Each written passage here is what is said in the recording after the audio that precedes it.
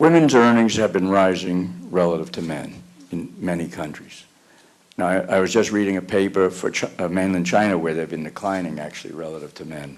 I didn't like the explanation given in the paper, but the fact seems to be true. But many countries have been rising. I think of the United States. I don't know. There's definitely been an increase.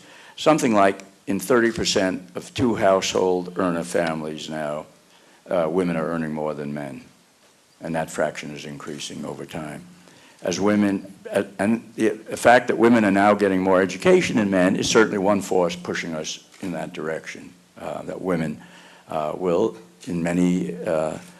be surpassing the earnings of men in many areas. Will, on average, they surpass the earnings of men? It's very possible, on average. It's not happened yet in any country that I know of. But it's very possible. And the reason why it's not so easy is it's still true.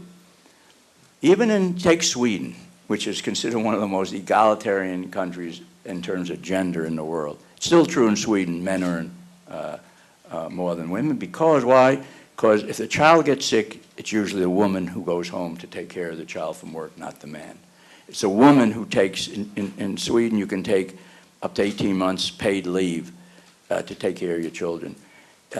It was such a high predominance of women taking that leave that the Swedes, in their desire to be more egalitarian, said men had to take a certain fraction of that leave.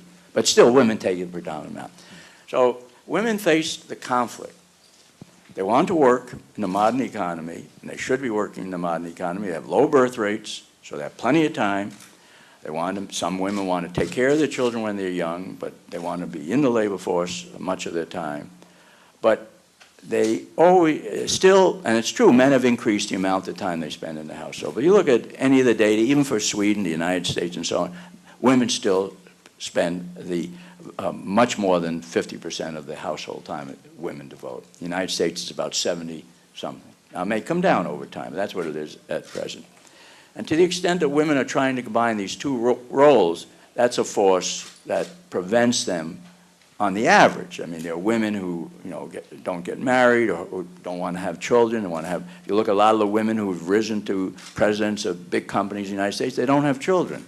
They're making a trade-off, so to speak. So I think women are rising. They will continue to rise, and it's all good developments. The fact that they're more educated than men will give them a boost.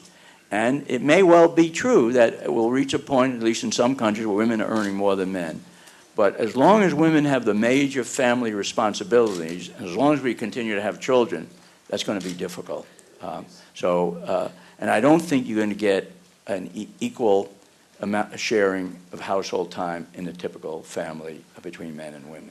I mean, that would be my forecast. You will not get that. And I look at Sweden, which I say is as far along as any country in trying to promote that, and Sweden doesn't have it.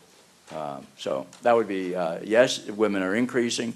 They're narrowing the gap.